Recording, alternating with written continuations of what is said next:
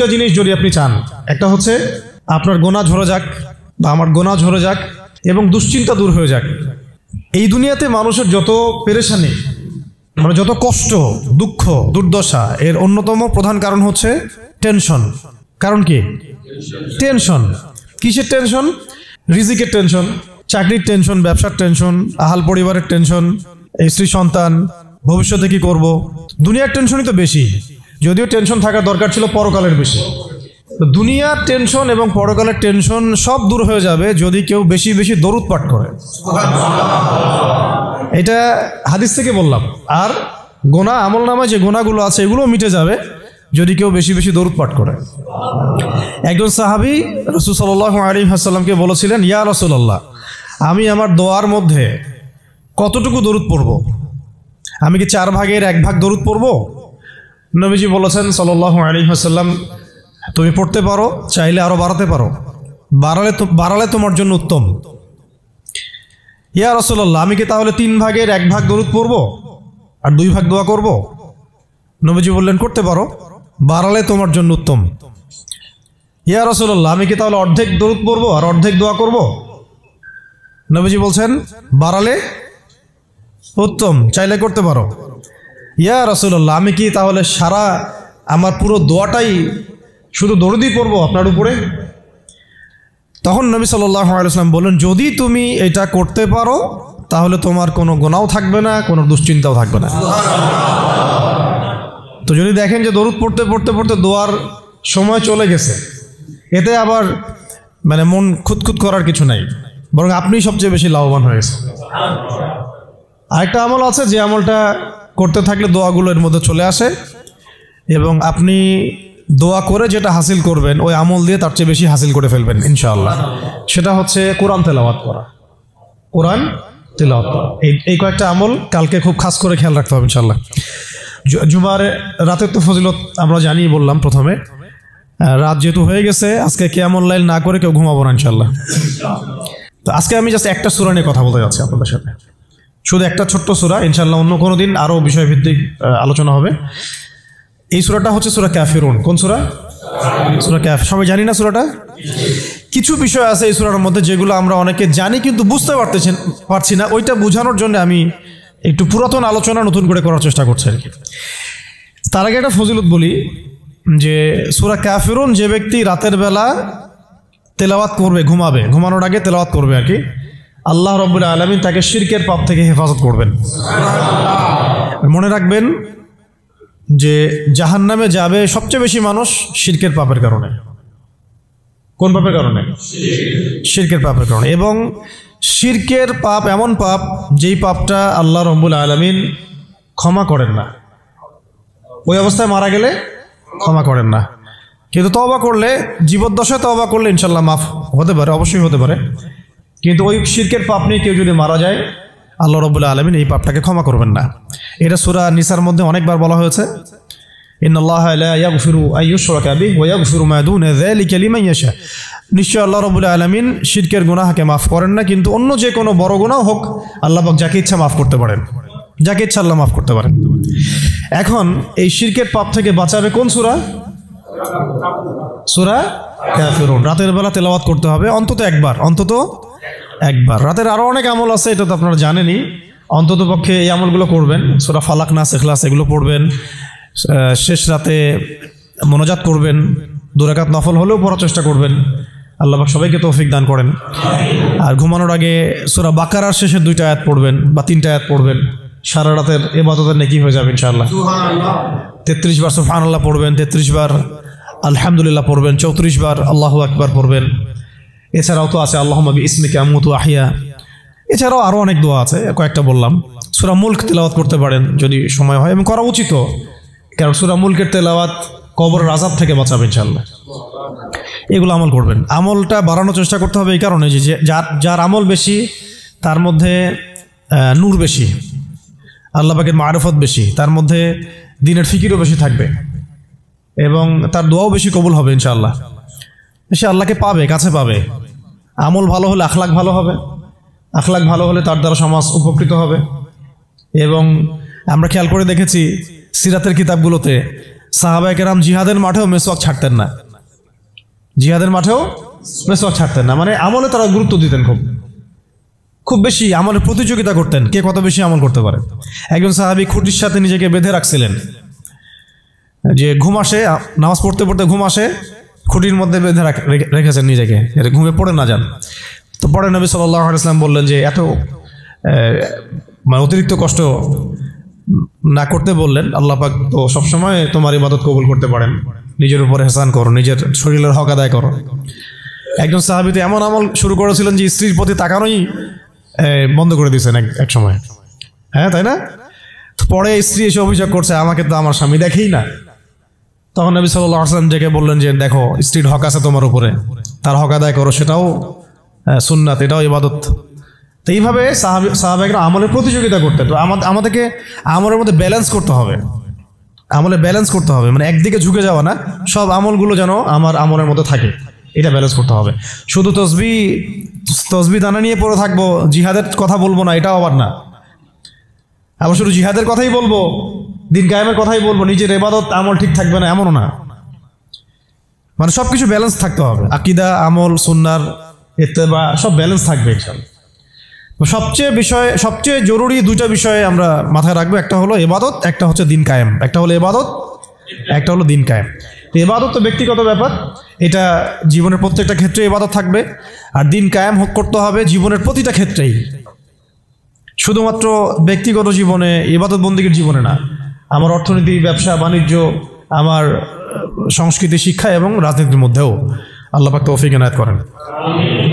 তো এখন যেটা বলতে চাচ্ছিলাম যে একদিন আপনারা তো সিরাত মোটামুটি পড়েছেন, সিরাত মানে রাসূল সাল্লাল্লাহু আলাইহি ওয়াসাল্লামের জীবনী, তো মোটামুটি পড়েছেন আমি আশা করি। যদি না পড়ে থাকেন অবশ্যই পড়বেন, ঠিক আছে? প্রথমে শুরু করবেন তো কোরআন তেলাওয়াত থেকে। কোরআন তেলাওয়াত শিখতে শিখতে সিরাতটা পড়ে ফেলবেন। সিরাতটা আগে পড়া থাকলে আপনি কোরআন হাদিসের অর্থ যখন পড়তে শুরু করবেন তখন বুঝতে পারবেন যে কোন আয়াত কোন প্রেক্ষাপটে, কোন হাদিস কোন প্রেক্ষাপটে নাজিল হয়েছে। আপনার মাথায় পুরো 23 বছরের একটা ফ্রেম থাকবে, এটা খুব জরুরি। তাহলে আপনি বুঝতে পারবেন যে কিভাবে দিন প্রতিষ্ঠা করতে হবে, এবং কিভাবে নবী সাল্লাল্লাহু আলাইহি ওয়াসাল্লাম করেছেন, তার উপর দিয়ে কি অতিবাহিত হয়েছে, সাহাবীদের উপর দিয়ে কি অতিবাহিত হয়েছে, এটা আমাদের মাথায় থাকবে, এবং কোন প্রেক্ষাপটে তারা কিভাবে রিয়াক্ট করেছেন ওইটা আমাদের মাথায় থাকবে। সিরাতটা আমি পড়ার জন্য খুব বেশি জোর দেই। আরেকটা বিষয় বলতে চাই যে এই সিরাতের প্রথম যে 13 বছর এটা ছিল মাক্কি জীবন। কোন জীবন? মানে মক্কায় নবী সাল্লাল্লাহু আলাইহি ওয়াসাল্লাম দাওয়াত দিচ্ছেন। তো মক্কার পরিবেশটা কেমন? মক্কার পরিবেশটা হচ্ছে আবু জেহেলদের শাসন চলতেছে। কাদের শাসন? আবু জেহেলের শাসন চলছে, আবু লাহাবের শাসন চলছে, উতবা সাহেবা এদের কর্তৃত্ব চলছে। আবার একই সাথে নবী সাল্লাল্লাহু আলাইহি ওয়াসাল্লাম তিনিও একটা সম্ভ্রান্ত বংশ থেকে আসছেন, সম্ভ্রান্ত গোত্র থেকে, বনু হাশিম থেকে। তো তার গোত্রের মর্যাদা অনেক বেশি, ঠিক আছে? আর এদিকে বনু মাখজুম, বনু তাইম, বনু আদি, আরও অনেক গোত্র আছে। তো তারাও কিন্তু মোটামুটি প্রভাবশালী। তো রাজনৈতিক যে ক্ষমতাটা, মক্কার রাজনৈতিক যে ক্ষমতাটা, এটা আছে ওই সময় Abu Jahl, Abu Lahab, Utba সাহেব এদের হাতে। এবং ওদের একটা পার্লামেন্ট ছিল, ওর নাম ছিল দারুন নাদওয়া।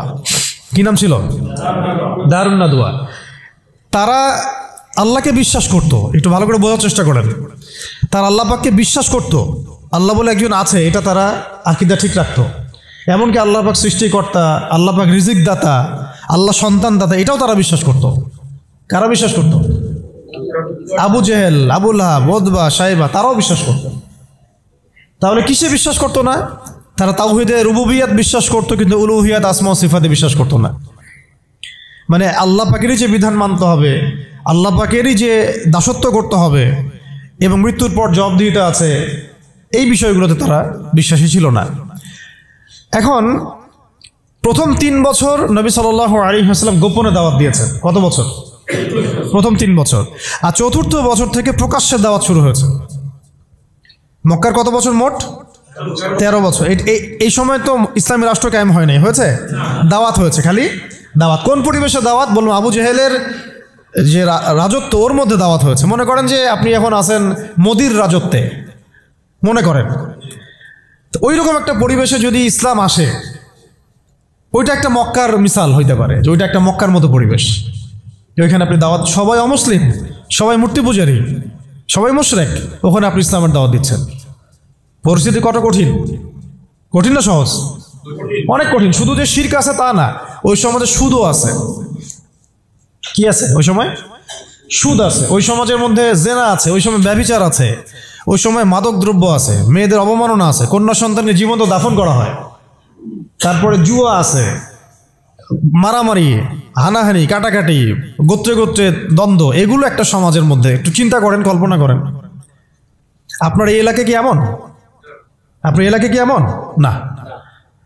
কিন্তু ওই বিষয়গুলোর কিছু কিছু বিষয় তো অবশ্য এখনো আছেই, বরং এমন কিছু বিষয় আছে যেগুলো আগের চেয়ে বেশি আছে। আইয়ামে জাহিলিয়াতের যে কথাটা বলছি, আইয়ামে জাহিলিয়াতে কিন্তু সমকামিতা ছিল না এত বেশি। আপনার পুরো বাংলাদেশে এখন সমকামিতা আইয়ামে জাহিলিয়াতে যে বেশি। ওই আইয়ামে জাহিলিয়াতে আপনার ট্রান্সজেন্ডার ছিল না, আপনার বাংলাদেশে আছে এখন। আইয়ামে জাহিলিয়াতে ছিল না, এগুলো ছিল আইয়ামে জাহিলিয়াতে ছিল না। প্রযুক্তির এত উৎকর্ষ ছিল না যেটা দিয়ে এরকম বোম টোম ফেলে, পারমাণবিক বোম দিয়ে মানুষকে মেরে ফেলা যায়, ছিল? মানে অনেক ব্যাপার আমি আপনাকে দেখাতে পারবো যেগুলো আইয়ামে জাহিলিয়াতের চাইতে এখন অনেক বেশি আছে, শয়তানি। কিন্তু কিছু কিছু বিষয় ছিল যেগুলো আবার আইয়ামে জাহিলিয়াতে ছিল না। এক কথায় আমরা এটা বলতে পারি যে নবী সাল্লাল্লাহু আলাইহি ওয়াসাল্লাম যখন নবী হয়ে এসেছেন তখন 23 বছরের মধ্যে তিনি আইয়ামে জাহিলিয়াতকে কবর দিয়ে গেছেন। কিন্তু যখন থেকে আবার খোলাফায়ে রাশেদা শাসন চলে গেছে, ইসলামী খেলাফতগুলো আস্তে আস্তে আস্তে আস্তে অ্যাবলিশ হয়ে গেছে, তখন আবার নতুন করে জাহিলিয়াতগুলো এই সমাজে, শুধু সমাজে না, সমাজে, রাষ্ট্রে, বিশ্বের বুকে একেবারে একদম ঢুকে গেছে না, মানে একদম শেকড় গেড়ে ফেলছে। এখন সময় হচ্ছে ওই আবার নতুন শেকড় গাড়া জাহালাতগুলোকে উপড়ে ফেলার, এইটা সময় এখন। এই জন্য পরিস্থিতিটা বুঝতে হবে যে নবী সাল্লাল্লাহু আলাইহি ওয়াসাল্লাম কোন জায়গায় দাওয়াতের কাজ করছিলেন। চোখ বন্ধ করে চিন্তা করেন যে একটা সমাজের মধ্যে খালি মূর্তি, সবাই মূর্তি পূজা করে, সবাই সুদ খায়, ধরেন সবাই, বেশিরভাগই দেখা যায় জেনা করে, মেয়েদের তেমন কোনো বৈবাহিক অধিকার নাই, সম্পত্তির অধিকার নাই, বাচ্চাকে কবর দিয়ে দিচ্ছে জীবন্ত, মদ খাচ্ছে মানুষ, জুয়া খেলতেছে, মারামারি করছে, ইত্যাদি ইত্যাদি ইত্যাদি। এরকম একটা অবস্থায় রাসূলুল্লাহ সাল্লাল্লাহু আলাইহি ওয়াসাল্লাম ইসলামের দাওয়াত দেওয়া শুরু করলেন। দাওয়াত দিতে দিতে প্রথম 3 বছর তিনি গোপনে দাওয়াত দিয়েছেন, গোপনে গোপনে গোপনে দাওয়াত দিয়েছেন। ওই সময় কিন্তু তৈরি হয়েছে আবু বকর রাদিয়াল্লাহু আনহু, ওসমান রাদিয়াল্লাহু আনহু, আলী ইবনে আবি তালেব, যায়েদ ইবনে হারসা, এই সাহাবায়ে কেরাম তৈরি হয়েছেন ওই সময়। আব্দুল্লাহ বিন মাসউদ, বিলাল ইবনে রাবাহ, এই সাহাবায়ে কেরাম তৈরি হয়েছেন কিন্তু ওই প্রথম 3 বছরে, 3-4 বছরে। এরপর যখন প্রকাশ্যে দাওয়াত দেওয়া শুরু করলেন, যখন ওমর এবং হামজা রাদিয়াল্লাহু আনহু তাদের মতো সাহাবীর ইসলাম কবুল করলেন, প্রকাশ্যে দাওয়াত শুরু হলো, তখন হকার বাতিলের দ্বন্দ্ব শুরু হলো। মানে সত্য নিয়ে আপনি যখন মাঠে নামবেন তখনই মিথ্যার সাথে দ্বন্দ্ব শুরু হবে। এটা নিয়ম, চিরায়ত নিয়ম। ব্যাস Abu Jahl, Abu Lahab, Utba সাহেবরা তো খেপে গেল। এখন এমন কোনো পথ ও পদ্ধতি নাই যেটা তারা অ্যাপ্লাই করে নাই। প্রথমে আঘাত করলো এভাবে, আরে ওর কথা শোনার দরকার নাই, সে তো মাজনুন, ব্যক্তিগত আক্রমণ। খেয়াল করে দেখবেন, এখনও আপনি বাংলাদেশে দাওয়াতের কাজ শুরু করেন, সবার আগে আপনি শয়তানদের পক্ষ থেকে, মানে মানুষ এবং জিন শয়তান উভয়, দুটোর কথাই বলতেছি, শয়তানদের পক্ষ থেকে সবার আগে বাধা পাবেন, আপনার ব্যক্তি নিয়ে সবার আগে আক্রমণ করা হবে। আগে ব্যক্তিগত জীবনে আক্রমণ করা হবে। আগে আপনাকে রাষ্ট্রীয় নির্যাতনের শিকার করা হবে না, ওটা পরে আসবে, শেষে আসবে। আগে ব্যক্তি থেকে, তারপর পরিবার থেকে, সমাজ থেকে, ধর্মনেতা থেকে, তারপর রাষ্ট্র থেকে, এইভাবে বাধা আসে আর কি। তো রাসূল সাল্লাল্লাহু আলাইহি ওয়াসাল্লামকে প্রথমে বলা হচ্ছিল যে মজনুন, নাউজুবিল্লাহ মিন যালিক, সাহের, জাদুঘর, নাউজুবিল্লাহ, ফারিকুল জামাত বিভক্ত করতেছে, নাউজুবিল্লাহ। তারপরে বলা হচ্ছে আর কি বলেন, শায়ের, কবি, আর এরকম প্রায় 8-10টা কথা বলা হচ্ছিল, 8-10টার মতো কটাক্ষ করা হচ্ছিল প্রথম 3 বছরে। কিন্তু তেমন কোনো শারীরিক নির্যাতন করা হচ্ছিল না প্রথমে, আগে এভাবে ব্যক্তিকেন্দ্রিক আক্রমণ করা হচ্ছে। এরপর আল্লাহ পাক জবাব দিচ্ছেন, কোরআন নাজিল হচ্ছে, প্রত্যেকটার অ্যান্সার আসতেছে কোরআনে, তাই না? দাওয়াতের গতি বাড়তেছে, আলহামদুলিল্লাহ। মানুষ তো একবার ইসলামে আসলে আর ফিরে যাচ্ছে না, জান্নাতের খবর পেয়ে গেছে মানুষ। কোথায় ছিলাম, অন্ধকার থেকে আলোতে চলে আসছে। আর যারা এই নূরের স্বাদ একবার পেয়েছে তারা কি আর ফিরে যাবে? এখনও দেখেন অনেক বড় বড় পাপী মানুষ, আমরা নিজেও দেখেছি, নিজেরাও অনুভব করেছি, বহু বড় বড় পাপী মানুষ রাসূল সাল্লাল্লাহু আলাইহি ওয়াসাল্লামের রওজার সামনে গিয়ে সালাম দিয়েই একেবারে তওবা করে খাঁটি মুমিন হয়ে গেছে। বহু মানুষ আছে এমন। অনুভূতি কাজ করে ওখানে গেলে। একটা অনেক পাপী মানুষ ছিল, কাবাঘর ধরে যেই টাচ করছে কাবা ঘরে চোখ দিয়ে দর দর করে পানি পড়া শুরু হয়েছে, সে তার লাইফকে সংশোধন করে নিয়েছে। আর সেখানে তো সাহাবীরা রসুলের কাছে যাচ্ছেন, তার দরবারে বসছেন, হাতে হাত রেখে বায়াত করতেছেন, তাকে তার পা ধুয়ে দিচ্ছেন, তাকে উজু করাই দিচ্ছেন, সারাদিন তারা রসুল সাল্লাল্লাহু আলাইহি ওয়াসাল্লামের সাথেই আছে। কত বড় সৌভাগ্যের বিষয়। এখন প্রথমে যখন দেখা গেল এইসব দিয়ে কাজ হচ্ছে না, তারপর তারা অর্থনৈতিক চাপ দেওয়া শুরু করলো, সামাজিক বয়কট করা শুরু করলো। কারা কারা?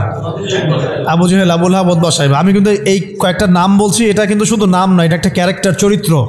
আজকের বিশ্ব আবু জেহেল আছে, আবু লাহাব আছে, উতবা শাইবার আছে না? সেম পদ্ধতি তারাও কিন্তু অবলম্বন করতেছে ইসলামকে দমন করার জন্য। সেম এটা মিলাই নেবেন আপনারা সিরাত থেকে। এবার শুনেন, অর্থনৈতিক চাপ দিয়ে কোনো কাজ হচ্ছে না, ব্যক্তিগত আক্রমণ করে কাজ হচ্ছে না, শারীরিক নির্যাতন করেও কাজ হচ্ছে না। সাহাবীদেরকে মেরে ফেলা হচ্ছে, সুমাইয়া রাদিয়াল্লাহু আনহাকে মেরে ফেলা হয়েছে না, শহীদ করা হয়েছে। তারপরে ইয়াসির রাদিয়াল্লাহু আনহুকে শহীদ করা হয়েছে মক্কায়। এরকম সাহাবীদেরকে নির্মম নির্যাতন করা হচ্ছে। বেলাল রাদিয়াল্লাহু আনহুকে পিটানো হচ্ছে, উসমান রাদিয়াল্লাহু আনহুকে পর্যন্ত মারা হয়েছে, আবু বকর রাদিয়াল্লাহু আনহুকে উতবা মেরেছে একদিন, লাআনাহুল্লাহ। এখন শারীরিক নির্যাতন করে কোনো কাজ হচ্ছে না, ঈমান থেকে সরানো যাচ্ছে না, অর্থনৈতিক বয়কট করে কাজ হচ্ছে না। 3 বছর বয়কট করে দিল বনু হাশেমকে, মনে আছে আপনাদের? গাছের ছালপাতা খেয়ে তারা থাকলেন শিয়াবে আবু তলেবে। 3 বছর বয়কট, সমাজ থেকে বয়কট, গালিগালাজ করে কোনো কাজ হচ্ছে না, এমনকি জীবন কেড়ে নিয়েও, জান নিয়েও কোনো কাজ হচ্ছে না। এই আন্দোলন, এই লা ইলাহা ইল্লাল্লাহ মুহাম্মাদুর রাসূলুল্লাহ বিপ্লবী কালিমাকে থামানো যাচ্ছে না। কোন পরিবেশে? আমাদের মতো অনুকূল পরিবেশে না, মনে করেন ভারতের মতো প্রতিকূল পরিবেশে। মনে করেন, বোঝানোর জন্য বললাম যে একটা গভর্নমেন্ট আছে, সে চরমভাবে ইসলাম বিদ্বেষী, সে তার গুন্ডা বান্ডা দিয়ে মুসলিমদেরকে পিটাচ্ছে আর মারতেছে, এখন যেখানে সেখানে দেখতেছেন না? রাষ্ট্রীয়ভাবে মুসলিম দমন হচ্ছে। একটা তো হলো রাষ্ট্রীয়ভাবে না, মানে অরাজনৈতিকভাবে কেউ ইসলামের বিরোধিতা করতেছে, সেটা আলাদা ব্যাপার। একটা হচ্ছে রাষ্ট্রীয়ভাবে ইসলামকে দমন করা হচ্ছে। কোথায়? ভারতে, সবাই জানি। তো রাষ্ট্রীয়ভাবে দেখেন আজকে ধ্বংসস্তূপে পরিণত করা হলো বৈশ্বিকভাবে। জাতিসংঘের প্রত্যক্ষ মদত এগুলো হয়েছে, আমেরিকার প্রত্যক্ষ সহযোগিতা এগুলো হয়েছে, পশ্চিমাদের প্রত্যক্ষ মদত এগুলো হয়েছে। এখন কথা হচ্ছে, আপনাকে পরিস্থিতিটা বুঝতে হবে যে আবু জেহেল, আবু লাহাবদের অবস্থা কেমন ছিল, ওই সমাজটার অবস্থা কেমন ছিল। প্রতিকূল পরিবেশে দাওয়াতের কাজ করা হচ্ছে, তারা একটার পর একটা অস্ত্র প্রয়োগ করছে, কিন্তু কোনো অবস্থাতেই মুসলমানদেরকে থামানো যাচ্ছে না। তাদের সংখ্যা কি বাড়ছে না কমছে? মুসলিমদের সংখ্যা বাড়ছে না কমছে? আবার বলেন, মুসলিমদের সংখ্যা কি বাড়ছে না কমছে? বাড়ছে আর বাড়ছে আর বাড়ছে, দিন দিন বাড়ছে। কত নির্যাতন হচ্ছে, শারীরিকভাবে মারা হচ্ছে, অর্থনৈতিক নিষেধাজ্ঞা দেওয়া হচ্ছে, সমাজ থেকে বয়কট করা হচ্ছে, তারপর সম্পত্তি থেকে বঞ্চিত করা হচ্ছে, বাবা ছেলেকে তাড়াই দিচ্ছে, মা ছেলেকে তাড়াই দিচ্ছে। কি একটা অবস্থা! অবস্থা কি ভাবতে পারছেন কেমন জটিল অবস্থা? এত কিছু করেও যখন কোনো কাজ হলো না, তখন Abu Jahl, Abu Lahab, Utba, শাইবারা একটা নতুন ফর্মুলা নিয়ে আসলো। এখন তারা নতুন একটা ফর্মুলা নিয়ে আসছে। এই ফর্মুলাটার নাম হচ্ছে আপোষকামিতা বা সন্ধি করা। এটার নাম কি? আপনারা খেয়াল করে দেখবেন, আমি একটু বলে নেই 1 মিনিট। ওই আইয়ামে জাহিলিয়াতে যে জাহালাতগুলো আপনি দেখছেন, শিরকের জাহালাত, সুদের জাহালাত, রিবা, তারপরে মাদক, তারপরে জেনা, ব্যভিচার, গোত্রীয় হানাহানি, সব আপনি এখনকার বিশ্বে দেখতে পারবেন। এবং ওই দারুন নাদওয়া যেটা ছিল কাফেরদের পার্লামেন্ট, এইটার মতো করে কাজ করতেছে এখন সারা বিশ্বে জাতিসংঘ। ইউরিদুনা, তারা কি চায়? আল্লাহ পাক বলেছেন ইউরিদুনা লিইউতফিউ নূর আল্লাহ। তারা চায় আল্লাহ পাকের নূর, মানে আল্লাহর যে আলো, মানে ইসলাম, এই দ্বীন ইসলাম, এটাকে মুখের ফুৎকারে নিভাই ফেলতে চায় তারা। কিন্তু আল্লাহ পাক বলেছেন ওয়াল্লাহু ইউতিম্মু নূরাহ, কিন্তু আল্লাহ পাক তার নূরকে প্রজ্বলিত করবেন। ওয়ালাউ কারিহাল কাফিরুন ওয়া ফি আয়াতিন উখরা ওয়ালাউ কারিহাল মুশরিকুন। সূরা তাওবায় আছে, সূরা সফে আছে। এক জায়গায় বলা হয়েছে যদিও কাফেররা এটা পছন্দ করবে না, আর একবার বলা হচ্ছে মুশরিকরা এটা পছন্দ করবে না। ওদের এজেন্ডা এটা স্পষ্ট।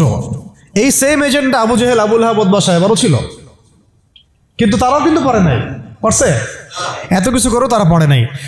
আপনি খেয়াল করে দেখবেন, যখন এই পরাশক্তিরা মুসলমানদের সাথে কোনো কোনো জায়গায় পেরে ওঠে না, তখন তারা কিন্তু সন্ধির কথা বলে, সাম্যের কথা বলতে আসে, মানবতার কথা বলতে আসে, তাই না? ঐক্যের কথা বলতে আসে, মৈত্রীর কথা বলতে আসে। যখন দেখে যে মুসলমানদের হাতে খুব মাইর খাচ্ছে, যখন মাইর খায় পারে না, তখন বলে যে যুদ্ধবিরতি চাই। তো ইসলামী অনুশাসনে আমরা যখন যুদ্ধবিরতির পক্ষে কথা বলার চেষ্টা করি বা আমরা যে রায় দেই, যখন দেখা যায় যুদ্ধবিরতির সেই সন্ধিকে লঙ্ঘন করে তারা আবার নিরীহ মানুষকে বোমা হামলা চালায়, ওই রাস্তাটাকে তারা বন্ধ করে ফেলে। এটা মুনাফিকি করে তারা, প্রতারণা। আবার যখন আফগানিস্তানে তারা মাইর খাইছে 20 বছর 40 বছর, তখন এসে আবার কিন্তু লেজ ঘুরায় ঠিকই পালাইছে। মানে আমি একটা ক্যারেক্টার বললাম ওদের। নর্মালি তারা আপনাকে প্রথমে আক্রমণ করবে না, আপনাকে আদর্শ দিয়ে মোটিভেট করার চেষ্টা করবে, ডিমোটিভেট করার চেষ্টা করবে, তারপরে আপনাকে অর্থনৈতিক বয়কট করবে, সামাজিকভাবে ফিতনা ছড়াই দিবে, রাজনৈতিক ওদের পাপেটগুলোকে দিয়ে আপনাকে শাসন করবে। সে সরাসরি এসে আপনার গলা চিপে ধরবে না, তার দালালদেরকে দিয়ে আপনাকে অ্যারেস্ট করাবে। আর কি খোলামেলা বলতে পারবো? সরাসরি সে এসে আপনাকে হত্যা করবে না, বরং তার দালালদেরকে দিয়ে আপনাকে নির্যাতন করাবে। এটা হয়ে আসছে ইতিহাসে, এখনও হচ্ছে এগুলাই। কিন্তু যখন দেখা যাবে মুসলিমরা খুবই শক্ত অবস্থায় আছে ইমানের দিক থেকে, কোনো অবস্থায় টলানো যাচ্ছে না, ঠিক যেমন সাহাবীদের মতো, তখন তারা নতুন একটা ফর্মুলা নিয়ে আসবে। কি ফর্মুলা? এই যে এই ফর্মুলাটা, সন্ধি, ঐক্য, মৈত্রী, মানবতা, এইসব শব্দ কিছু নিয়ে আসবে। নিয়ে এসে বলবে, ঠিক আবু জেহেল যেভাবে বলছিল যে হে মুহাম্মদ, তুমি তো আমাদের সন্তান, আমাদের তো ভাতিজা, তাই না? চাচা ভাতিজা সম্পর্ক আমাদের, তো তোমাদের সাথে আমাদের এত দ্বন্দ্বের তো দরকার নাই। একটা কাজ করো, আসো তোমরা একটা বছর আমাদের লাত, উজ্জা, হবল, মানাতের ইবাদত করো, আমরা 1 বছর তোমার আল্লাহর ইবাদত করব। কেমন মনে হচ্ছে প্রস্তাবটা? বলেন, কার প্রস্তাব? Abu Jahl, Abu Lahab, Utba সাহেবাদের প্রস্তাব। এটার সাথে আজকের বিশ্ব মিলাই নিয়েন, ওটা আপনারা মিলাবেন। আমি ধরাই দিচ্ছি, মিলাবেন কারা নিজেই বুঝতে পারবেন আপনি যে কথা কোন দিকে যাচ্ছে এখনকার প্রেক্ষাপটে আর কি। 1 বছর তোমরা আমাদের লাত, উজ্জা, হবল, মানাতের ইবাদত করো, আর 1 বছর আমরা তোমার আল্লাহর ইবাদত করব। এখন সরাসরি এইভাবে আপনাকে বলবে না যে তোমরা ইসলাম ছেড়ে দাও, তোমরা সবাই ইসলাম ছেড়ে কাফের হয়ে যাও, হিন্দু হয়ে যাও, খ্রিস্টান হয়ে যাও, ইহুদি হয়ে যাও। এরা একটা বলবে না আপনাকে, এই শয়তানরা। বরং এরা আপনাকে কি বলবে জানেন? তোমরা মুসলমানই থাকো, ঈসাই মুসলিম হয়ে যাও। কি বলবে? মুসলমান থাকো, কি হয়ে যাও? ঈসাই মুসলিম হয়ে যাও। এটাও তো মুসলিম। তোমরা মুসলমান থাকো, ওই কাদিয়ানি মুসলিম হয়ে যাও। কি মুসলিম হয়ে যাও? ওটা ওই যে খাচ্ছেন আপনারা, এটা এই তো জাহালাত, সব কাদিয়ানি তো। এগুলো এগুলো এগুলো এগুলো এগুলো না খাওয়া সওয়াবের কাজ। এটা না খাওয়া, না কেনা, এদের সাথে ব্যবসা বাণিজ্য না করা আপনার সওয়াবের কাজ, করাটা গুনাহের কাজ। এই ফতোয়াটা কি আমাদের ওস্তাদরা দিতে পারবেন না? এটা আমি কি ভুল ফতোয়া দিয়েছি?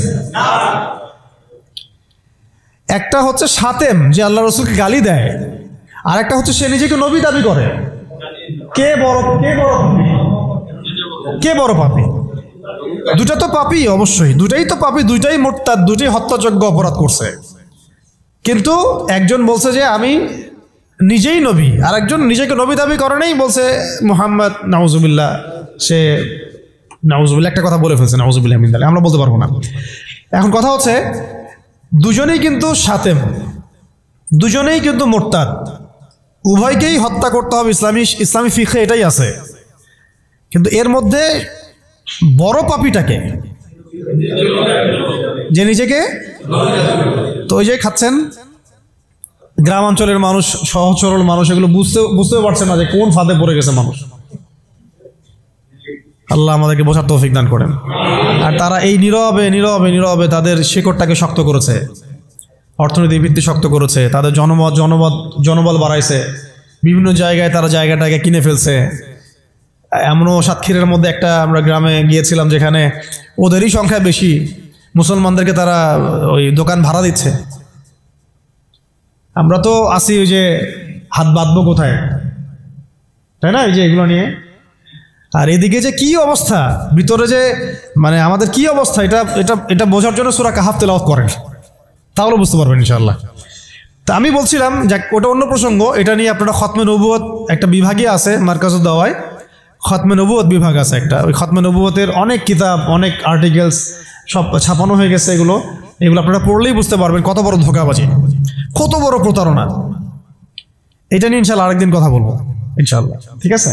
তবে এদের সাথে কোনো রকম সম্পর্ক রাখবেন না, কোনো রকম না, এটা আপনি ইমানের দাবি।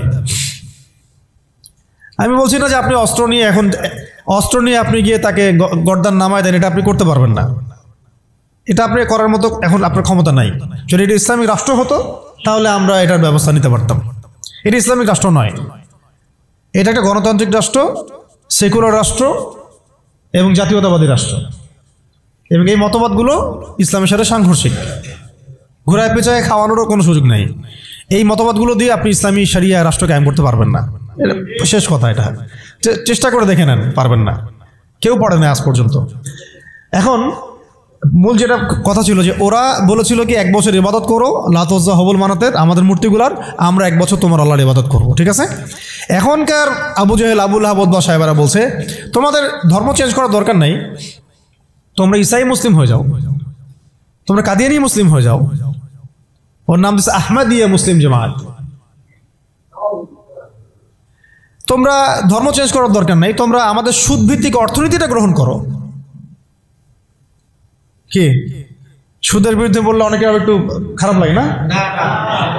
তোমরা ধর্ম চেঞ্জ করার দরকার নাই, লা ইলাহা ইল্লাল্লাহ পড়ো, মুহাম্মদ রাসূলুল্লাহ পড়ো, নামাজ পড়ো, হজ করো, উমরা করো, যাকাত দাও, কোনো সমস্যা নাই, কিন্তু আমাদের সুদ ভিত্তিক ব্যাংকিং সিস্টেমটা নাও। মানুষ নিয়েছে, প্রত্যেকটা মুসলিম কান্ট্রির মধ্যে এখন সুদ ভিত্তিক ব্যাংকিং সিস্টেম আছে। বুঝতে পারছি আমি কথা? তোমাদের ধর্ম চেঞ্জ করার দরকার নাই, তোমরা সমকামিতাটাকে প্রমোট করো,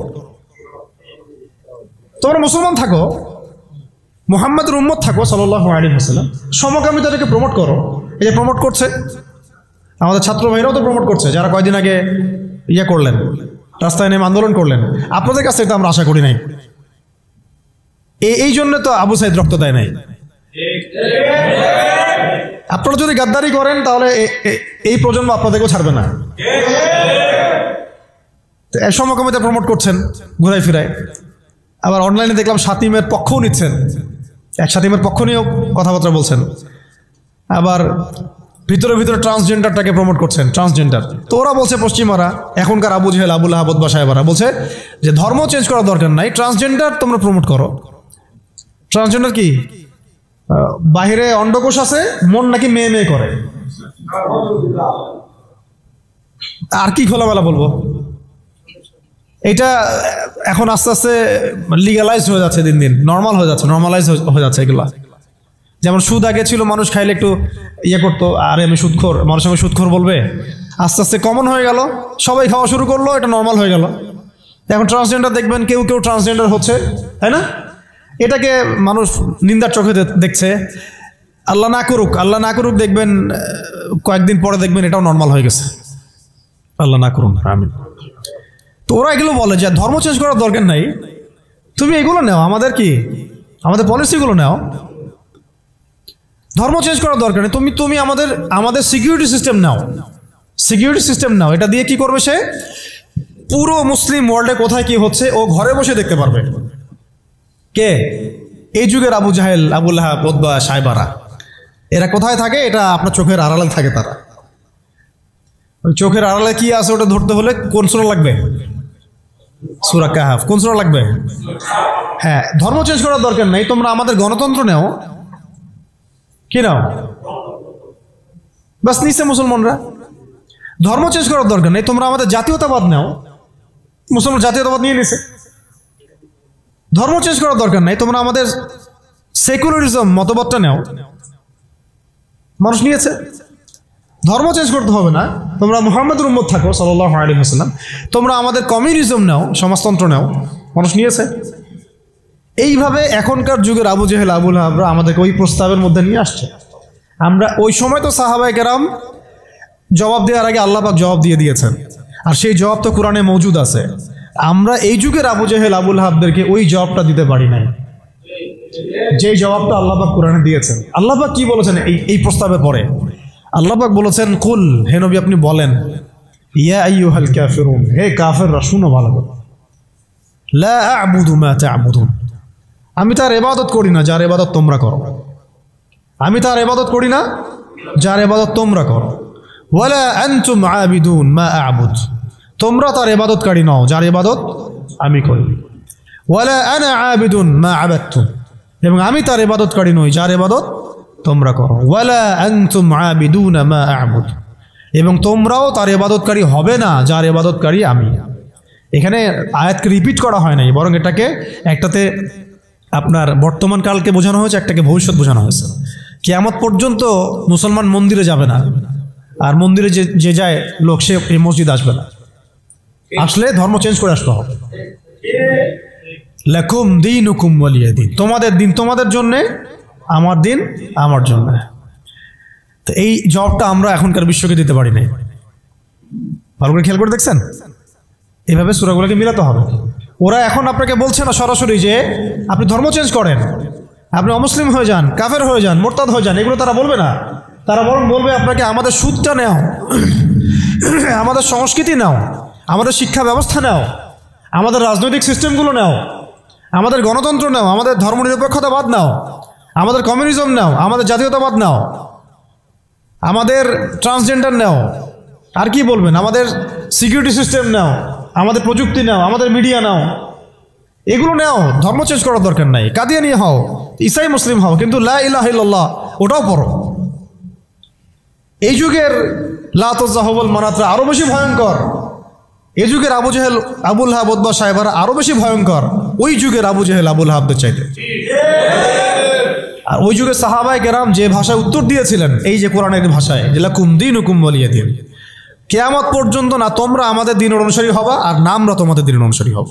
তোমাদের সাথে আমাদের এইসব আদর্শিক কোনো ঐক্য হইতে পারে না, আদর্শিক কোনো ঐক্য হতে পারে না। হ্যাঁ, ব্যবসা বাণিজ্য হতে পারে, কি হতে পারে, ব্যবসা বাণিজ্য হতে পারে, মুআমালাত মুআশারাত হতে পারে, প্রতিবেশী হিসেবে থাকতে পারে, অনেক কিছু আছে। কিন্তু আদর্শিক যেখানে, ইসলাম যেখানে প্রশ্নবিদ্ধ, ইসলামের মৌলিক বিষয় যেখানে ক্ষতিগ্রস্ত হবে বা বাধাপ্রাপ্ত হয়, এরকম কোন উসুলে তোমার আমার কখনো ঐক্য হতে পারে না। এখন যে কথাগুলো আমি বললাম, এগুলো কি ইসলামের মৌলিক বিষয় না? কেউ যদি ট্রান্সজেন্ডার হয়ে যায় সে কি আর মুসলিম থাকবে? কেউ যদি কাদিয়ানি হয় সে কি আর মুসলিম থাকে? কেউ যদি ইসাই মুসলিম হয় মুসলিম থাকবে? কেউ যদি চরম সুদখোর হয়, সে তো আল্লাহর সাথে যুদ্ধ করতেছে, রাসূলের সাথে যুদ্ধ করতেছে, সে কিভাবে মুসলিম হতে পারে? কেউ যদি এরকম পশ্চিমা তন্ত্রমন্ত্রের পূজা করে, সে কি আর মুসলিম থাকতেছে নাকি? ফাসেক হয়ে যাচ্ছে। তো এখন কথা হচ্ছে, এই সূরা থেকে আমাদের এই শিক্ষাগুলো নিতে হবে যে আজকের বিশ্বেও, আজকের এই জামানাতেও কোনো অবস্থাতেই এই কাফের, মুশরিক, মুরতাদ, মুনাফিক এবং এই জায়নিস্ট শক্তির এরকম কোনো তন্ত্রমন্ত্রের ফাঁদে আমাদেরকে পা দেওয়া যাবে না। কেন দেওয়া যাবে না? কারণ আল্লাহ রাব্বুল আলামিন আমাদেরকে পরিপূর্ণ শরিয়া দিয়েছেন, পরিপূর্ণ কোরআন দিয়েছেন, সুন্নাহ দিয়েছেন, প্রত্যেকটা বিষয়ের পুঙ্খানুপুঙ্খ সমাধান দিয়েছেন। আমার অন্য কারো কাছ থেকে সমাধান ধার করারও কোনো দরকার নেই। আমাদের ব্যক্তিগত জীবনের হেদায়েত কোরআন সুন্নাহে মওজুদ আছে, পারিবারিক হেদায়েত আছে, সামাজিক আছে, শিক্ষা ব্যবস্থার আছে, সংস্কৃতির আছে, রাষ্ট্রীয় এবং রাজনৈতিক হেদায়েতও আছে। আমাকে তোমার কাছ থেকে তন্ত্রমন্ত্র ধার করতে হবে না। এই বিষয়টা আমাদের খুব ভালো করে বুঝতে হবে। কোন ক্ষেত্রে কি হেদায়েত আছে এইটার জন্য আমাদেরকে পড়াশোনা করতে হবে, দেখতে হবে, জানতে হবে, খুঁজতে হবে, ওলামায়ে কেরামের সাথে মাশওয়ারা করতে হবে। আর কোনো জায়গায় যদি দেখেন যে কোনো আলেমও এগুলোতে প্রভাবিত হয়ে গেছে, তাহলে আপনি হকপন্থী আলেম খুঁজে বের করবেন। এইভাবে আমাদেরকে সামনের পথটা চলতে হবে। এই সূরার পর একটা সূরা আছে, কি নাম? সূরা নাসর। কোন সূরা? তাই না? সূরা নাসর না? শেষ করে দেই, একটু অনেক দেরি হয়ে গেছে। এখন যখন কোন প্রেক্ষাপটে সূরা কাফিরুন নাজিল হয়েছিল আপনাদেরকে তো বলছি একবার, ওই রকম প্রেক্ষাপটে এই সূরা নাজিল হয়েছে। আর এখন তো আমরা আছি ইসলাম বান্ধব পরিবেশের মধ্যে। তাহলে আমরা কেন এই যুগের আবু লাহাব, আবু জেহেল, উতবা, সাইবাদের এই তন্ত্রমন্ত্রগুলোর অনুসারী হব, ওদের ধোকায় পা দিব? যেখানে ওর ইসলামকে আক্রমণ করবে আমরা কেন সেখানে সায় দিব? অথচ মক্কার মতো অবস্থায় সাহাবায়ে কেরাম এইভাবে জবাব দিয়েছেন সূরা কাফিরুনের জবাবে। আর এখন তো আমার সামনে নামাজের পরিবেশ আছে, যাকাতের পরিবেশ আছে, আমরা মুসলিম সংখ্যাগরিষ্ঠ, আমরা সবাই লা ইলাহা ইল্লাল্লাহ বুঝি, আলহামদুলিল্লাহ আমরা নামাজ পড়ছি, তিলাওয়াত করছি, অনুকূল পরিবেশ আছে। এখন কেন আমাকে এই যুগের আবু জেহেল আবুল আহাবদের দাসত্ব করতে হবে বলেন? কোনো যুক্তি আছে? যুক্তি তো নাই, কোনো কারণও নাই। কারণ নাই। এই সূরার পরেই আল্লাহ পাক বলেছেন ইযা জাআ নাসরুল্লাহি ওয়াল ফাতহ, যখন আল্লাহর সাহায্য আর বিজয় আসবে, মানে ওই রকম প্রতিকূল অবস্থাতেই বিজয়ের সুসংবাদ দিয়ে দেওয়া হয়েছে যে এই অবস্থা চিরকাল থাকবে না, তো এইটা তোমরা সবর করে এটা উতরায় উঠো, এখানে ঈমানের পরীক্ষাটা দাও, পাশ করো। ইযা জাআ নাসরুল্লাহি ওয়াল ফাতহ, সামনেই আসতেছে তোমাদের জন্য বিজয়। এটা তো সূরা সফেও আছে, ওয়া উখরা তুহিব্বুনাহা নাসরুম মিনাল্লাহি ওয়া ফাতহুন করিব ওয়া বাশশিরিল মুমিনিন। আর তোমরা যেটা পছন্দ করো দুনিয়ার, তোমরা দুনিয়াবি বিজয় অর্জন করবা, সেটাও সামনে আসতেছে। ফাতহুন করিব, আল্লাহ বলেছেন করিব, নিকটে আসবে এটা। ওয়া বাশশিরিল মুমিনিন ওয়া রাআইতান নাস ইয়াদখুলুনা ফি দীনিল্লাহি আফওয়াজা, একটা সময় আসবে মানুষ দলে দলে আল্লাহর দ্বীনে ঢুকতে থাকবে তখন আল্লাহ পাক বলেছেন ফাসাব্বিহ বিহামদি রাব্বিকা ওয়াস্তাগফির ইন্নাহু কানা তাওয়াবা। এবং যখন এই বিজয়টা আসবে তখন এই Abu Jahl, Abu Lahab, Utba, শায়বা এদের অস্তিত্ব কি হবে? তাব্বাত ইয়াদা আবি লাহাবি ওয়া তাব। আবু লাহাবের হাতও ধ্বংস হবে, সে নিজেও ধ্বংস হবে। মিলাতে পারছেন সিকোয়েন্সটা? এইভাবে আসছে বিষয়টা। যখন এই বিজয় আসবে তখন এই সব আবু লাহাব ধ্বংস হয়ে যাবে। আবু লাহাব এখানে শুধু একজন ব্যক্তি নয়, আবু লাহাব এখানে একটা রূপকথা, একটা উপমাও বটে। প্রত্যেক যুগে যুগে আবু লাহাব থাকবে। এই যুগের আবু লাহাব কারা জানেন? যারা সুদ ভিত্তিক এই ব্যাংকিং সিস্টেমের এই হর্তাকর্তা, এরা হচ্ছে এই যুগের আবু লাহাব। মা আগনা আনহু মালুহু ওয়া মা কাসাব, তাদের এইসব হারাম মাল কোনো কাজে আসবে না, এবং তারা এগুলো যেটা অর্জন করে সেটা কোনো কাজে আসবে না। সায়াসলা নারান যাতা লাহাব, আগুনে প্রবেশ করবে তারা। ওয়া ইমরাআতুহু, এবং তার স্ত্রীও। এখানে স্ত্রী মানে শুধু স্ত্রী না, স্ত্রী মানে কিন্তু সহযোগী। স্ত্রী মানে কি? সহযোগী। এরা কিন্তু একা কাজ করে না। আমি বললাম না একজনের সহযোগী? ইহুদিদের সহযোগী নাসারারা। আমেরিকা ছাড়া ইসরায়েল চলতে পারে নাকি? আমেরিকা ছাড়া ইসরায়েল চলতে পারবে? আমরা তো এতই সুশীল মার্কা প্রতিবাদ করি অনেকে, যে ইসরায়েলের বিরুদ্ধে কথা বলি, এদিকে আবার আমেরিকাকে খুশি রাখি। এ আবার কোন মুনাফিক? এটা আবার কোন মুনাফিক রে ভাই? বাচ্চাকে কেন মারে জানেন? এটা শুনে রাখেন। বাচ্চাকে হত্যা করছিল ফেরাউন, হ্যাঁ, কার আগমন ঠেকানোর জন্যে? হ্যাঁ, মাশাআল্লাহ, মুসা আলাইহিস সালামের আগমন ঠেকানোর জন্য। কারণ তাকে বলা হয়েছিল একটা ছেলে আসতেছে, তোমার সিংহাসন নড়াই দিবে একদম। তখন ওই ইযযাবহুনা আবনাকুম ওয়া ইয়াসতাহিয়ুনা নিসাআকুম শুরু করলো। আবার ঈসা আলাইহিস সালামের আগমন ঠেকানোর জন্য তৎকালীন সময়কার বাচ্চা করেছিল, বাচ্চাদেরকে হত্যা করেছিল। এখনকার এই দাজ্জালের অনুসারী এই জায়নিস্টরা কেন গাজার বাচ্চাদেরকে হত্যা করতেছে জানেন? হ্যাঁ, এক্স্যাক্টলি, তারা আগমন ঠেকাইতে চায়। কিন্তু আল্লাহ পাক ওইখানেই ঢুকাই দিবেন ইনশাআল্লাহ। এটা বললাম, ওই সূরা কাফিরুনের হালতের উপরে অটল থাকেন। ইযা জাআ নাসরুল্লাহি ওয়াল ফাতহ, এটা আসতে যাচ্ছে। যখন আসবে তখন এই যে তাব্বাত ইয়াদা আবি লাহাবি ওয়া তাব, যত আবু লাহাব আছে সব ধ্বংস হয়ে যাবে ইনশাআল্লাহ। এমনও আসছে যে চেইন দিয়ে, শিকল দিয়ে বেঁধে ওদেরকে জেরুজালেমে নিয়ে যাওয়া হবে ইনশাআল্লাহ। মুসলিম বাহিনী এইভাবে বিজয় হবে ইনশাআল্লাহ। সামনে আসবে এটা। আর ওই যে ওয়ামরাআতু, এটা কিন্তু খেয়াল রাখবেন, এটা তো স্ত্রী আছেই ওখানে, তো ওই ক্ষেত্রে এটা ঠিক আছে। আবার এটা অর্থ যে এখানে সহযোগী বোঝানো হচ্ছে। সহযোগী দেখবেন জালেমদের সহযোগী থাকে, ইহুদিদের সহযোগী এখানে নাসারারা। ইয়া আইয়ুহাল্লাযীনা আমানু লা তাত্তাখিযুল ইয়াহুদা ওয়ান নাসারা আউলিয়া, ইহুদি খ্রিস্টানদেরকে বন্ধুরূপে গ্রহণ করো না। বা'দুহুম আউলিয়াউ বা'দ, এরা একে অপরের বন্ধু, লা তাত্তাখিযুল ইয়াহুদা ওয়ান নাসারা আউলিয়া, ওদেরকে বন্ধুরূপে গ্রহণ করো না তোমরা। বা'দুহুম আউলিয়াউ বা'দ, এরা একে অপরের বন্ধু। দেখছেন সহযোগী? ওয়া ইমরাআতুহু, তার স্ত্রীও যাবে কোথায়? জাহান্নামে। হাম্মালাতুল হাতাব, হেল্প করতো তাকে। কি করতো? খড়কুটা নিয়ে এসে ডিস্টার্ব করতো না নবী সাল্লাল্লাহু আলাইহি ওয়াসাল্লামকে, ফেলে রাখতো, কষ্ট দিত। ওরাও এখন দেখেন আল্লাহর দ্বীনকে কষ্ট দেয়, রাসূলুল্লাহ সাল্লাল্লাহু আলাইহি ওয়াসাল্লামকে কষ্ট দেয়।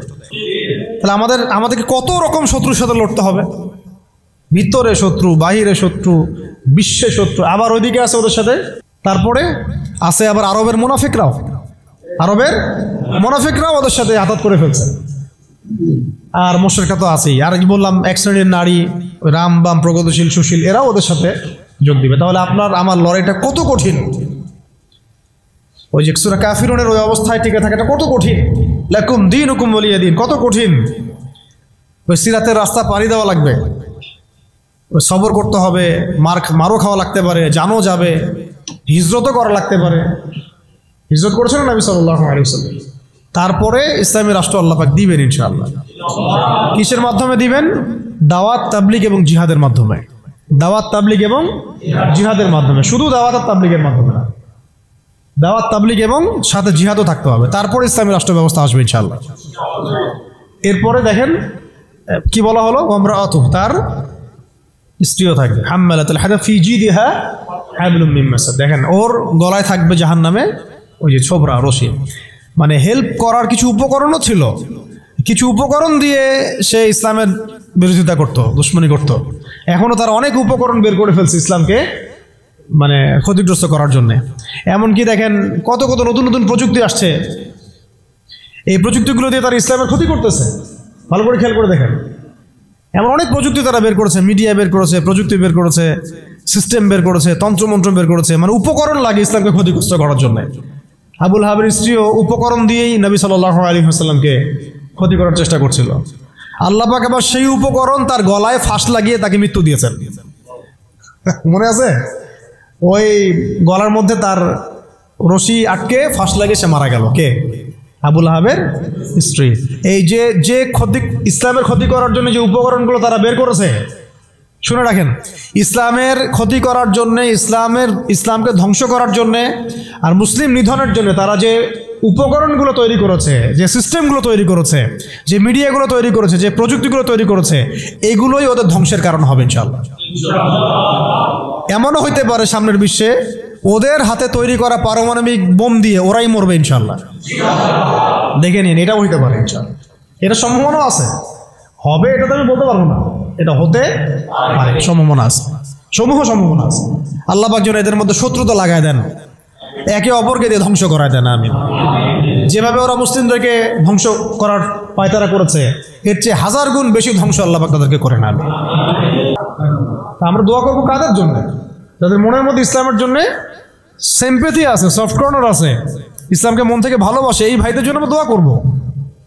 এই জন্য আমরা বাংলাদেশের এই সিস্টেমের মধ্যে ধরেন আর্মি, র্যাব, পুলিশ, বিজিবি, আমাদের পলিটিশিয়ান যারা বুঝে না বুঝে বিভিন্ন মানে জালেমের সহযোগীও হয়ে গেছে, আমরা সবার জন্যই দোয়া করি আল্লাহ পাক যেন তাদের সবার হৃদয়টাকে ঘুরায় দেন। তাদের মধ্যে অনেক মানুষ আছে যারা বুঝে না বুঝে হয়তো দুনিয়াবি কোনো স্বার্থে অন্যায়ের পথে চলে গেছে, বা বুঝে না, ইসলামটা বুঝে না, কিন্তু আবার ইসলামকে ভালোবাসে, ইসলামকে ভালোবাসে। আমরা এই ভাইদের জন্য দোয়া করতে পারি, এই জালেমদের জন্য আমরা কি দোয়া করতে পারবো? অতএব ফিজিদিহা হাবলুম মিন মাসাদ, এটাও হবে, দেখে নিন। আর শেষ কথা কি, এটা কে করবেন? এই পুরো পরিকল্পনাটা কার? এই পুরো পরিকল্পনা হচ্ছে পরের সূরায় কুল হুয়াল্লাহু আহাদ। এটা এক আল্লাহর পরিকল্পনা। কোন আল্লাহ? আল্লাহুস সামাদ, যিনি কারো মুখাপেক্ষী না, কারো মুখাপেক্ষী না, তিনি আমাদেরও মুখাপেক্ষী না। এটা আল্লাহ করাবেন, আল্লাহর বান্দাদেরকে দিয়ে আল্লাহ করাবেন। কোন আল্লাহ? লাম ইয়ালিদ, যিনি কাউকে জন্ম দেন নাই, ওয়ালাম ইউলাদ, তাকেও কেউ জন্ম দেয় নাই, ওয়ালাম ইয়াকুল লাহু কুফুয়ান আহাদ, তার মতো সমতুল্য আর কেউ নাই। অতএব তোমরা যতই বাড়াবাড়ি করো, যতই তোমরা ইসলামের বিরুদ্ধাচরণ করো না কেন, ইসলামকে ধ্বংস করার চেষ্টা করো না কেন, সূরা কাফিরুন থেকে মক্কা বিজয় পর্যন্ত হালত আসবে ইনশাআল্লাহ। আর এখন যা চলতেছে এটাও ইনশাআল্লাহ আস্তে আস্তে পরিবর্তন হতে থাকবে, এবং ইনশাআল্লাহ আমরা আবার বাইতুল মুকাদ্দাস জয় করবো ইনশাআল্লাহ। এই বিষয়ে কোনো সন্দেহ নাই যে সামনে ইসলামের বিজয় আসবে এবং মুসলিমদের সেই হারানো সেই গৌরব ঐতিহ্য আবার ফিরে আসবে। কিন্তু এইটা আপনার ঘরে বসে থাকলে রেডিমেড হাতে মান্না সালোয়ার মতো আসবে না। এটা মান্না সালোয়ার আসার যুগ না, এটা আবাবিল পাখি আসারও যুগ না। এখানে পাথর আপনাকেই ছুটতে হবে। আবাবিল পাখি এসে পাথর ছুটবে না, এটা পাথর কাকে ছুটতে হবে? আপনাকেই ছুটতে হবে। ব্যাস, আল্লাহ পাক শর্ত দিয়ে দিয়েছেন, ইন তানসুরুল্লাহ ইয়ানসুরকুম, তোমরা আল্লাহর দিনকে সাহায্য করো, আল্লাহ তোমাদেরকে সাহায্য করবেন। ওয়া ইউসাব্বিত আকদামাকুম, আল্লাহ তোমাদের পা শক্ত করে দিবেন। ওয়া ইন তাতাওয়াল্লাউ ইস্তাবদিল কওমান গায়রাকুম, তোমরা যদি মুখ ফিরে চলে যাও আল্লাহ পাকের কিছু যায় আসে না। আল্লাহুস সামাদ, আল্লাহ অন্য কওমকে হেদায়েত দিয়ে তোমাদের স্থলাভিষিক্ত করবেন। সুম্মা লা ইয়াকুনু আমসালাকুম, তারা তোমাদের মতো হবে না। বাস এই হলো মূল কথা। তাহলে আমরা চাচ্ছি আল্লাহর ইবাদত করতে, তার জমিনে তার দিনকে বিজয় করতে। তো এই বিজয় কি এমনি এমনি আসবে? কাজ করতে হবে তো নাকি? কয়েকটা কাজ আমরা করবো ইনশাল্লাহ, নিয়ত করতে পারি। প্রত্যেকেই দিনের ফরজ জ্ঞান অর্জন করবো ইনশাল্লাহ। ঠিক আছে ইনশাল্লাহ। শেষ রাত শুরু হয়ে গেছে, আল্লাহ পাক যেন তৌফিক দান, আমিন। এখন দোয়া কবুল হবে। প্রত্যেকেই দিনের ফরজ জ্ঞান অর্জন করবোই করবো ইনশাল্লাহ। আমল বাড়াই দিব ইনশাল্লাহ। হালাল হারাম মেনে চলবো ইনশাল্লাহ। আমাদের পরিবারের পর্দার ব্যাপারে খেয়াল রাখবো, আমাদের শিক্ষার ব্যাপারে খেয়াল রাখবো, এবং জীবনের একটা নির্দিষ্ট ক্ষেত্রে ইবাদত করবো এমন না, পুরো জীবনটাকেই সুন্নাহ ভিত্তিক ঢেলে সাজাবো ইনশাল্লাহ। এর পাশাপাশি প্রত্যেকটা এলাকায় আপনারা ঐক্যবদ্ধ থাকবেন, জামাবদ্ধ থাকবেন। এখন তো আর ওই অবস্থা নাই যে একজন আমির আর সবাই মামুর হয়ে আছে, এমন তো অবস্থা নাই। তাই প্রত্যেকটা অঞ্চলেই তাওহীদপন্থী মানুষরা একসাথে থাকবেন ইনশাআল্লাহ। আর ইসলামপন্থী যে ভাইরা আছেন, বিভিন্ন দল সংগঠন করছেন, তাদের সাথে মিলেমিশে থাকবেন। একে অপরের সাথে কোনো কাটা ছোড়াছড়ি বা কোনো রকমের দ্বন্দ্বে যাবেন না। তাদের দ্বারা ইসলামের উপকার হলো তো আলহামদুলিল্লাহ। কিন্তু যদি দেখা যায় তারাও এইসব তন্ত্রমন্ত্রের ধোকায় পড়ে গোলক ধাঁধায় হারায় যান, এতে আল্লাহর কিছু যায় আসবে না। আল্লাহ পাক শরিয়া কায়েম করাই দিবেন ইনশাআল্লাহ। তারাও বুঝতে শিখবে, বুঝতে পারবে যে এইসব পশ্চিমা তন্ত্রমন্ত্র দিয়ে শরিয়া কায়েম হবে না কখনো। অন্ততপক্ষে কিছু যদি উপকার হয় তাহলে তাও তো ভালো, ইসলামের জন্য ওইটুকু ভালো। নাই মামার চেয়ে তো কালা মামা ভালো বলি আমরা আর কি। কথা শেষ কথা হচ্ছে, এইগুলোর সাথে আমাদের ব্যাপক দাওয়াতের কাজ লাগবে, ব্যাপক দাওয়াতের মেহনত লাগবে, এবং প্রয়োজনে জিহাদের প্রস্তুতি রাখতে হবে। এই কাজগুলো ঐক্যবদ্ধ মানে একত্রিত হলে ইনশাল্লাহ দেখবেন সূরা কাফিরুন থেকে মক্কা বিজয় ইনশাল্লাহ হয়ে যাবে। এইগুলা আমি আবেগ থেকে কথা বলেছি এমন না, এটা বাস্তব। এটা বাস্তব ছিল, অতীতেও হয়েছে, এবং প্রত্যেক শতাব্দীতে ইসলাম বিজয়ী ছিল, এই শতাব্দীতে হবে ইনশাআল্লাহ। আল্লাহ পাক যেন সেই কাফেলায় আমাদেরকে কবুল করেন। আল্লাহ পাক যেন আমাদের মধ্যে যারা ইখলাস রাখেন, মনের মধ্যে ইখলাস রাখেন, সেই প্রত্যেক ভাইকে আল্লাহ পাক সেই মাকবুল জামায়াতের মধ্যে, মাকবুল কাফেলার মধ্যে কবুল ও মঞ্জুর করে নেন। হয় আমরা এই মিশনে হাঁটতে হাঁটতে আমরা হয় শহীদ হয়ে যাব, না হলে ইনশাআল্লাহ আমাদের হাতে আল্লাহ পাক বিজয়ের পতাকা দিয়ে দিবেন। ব্যাস, সবাই একটা দোয়া পড়েন আমার সাথে। সুবহানাকা আল্লাহুম্মা ওয়া বিহামদিকা আশহাদু আল লা ইলাহা ইল্লা আনতা আস্তাগফিরুকা ওয়া আতুবু ইলাইক। আসসালামু আলাইকুম ওয়া রাহমাতুল্লাহ।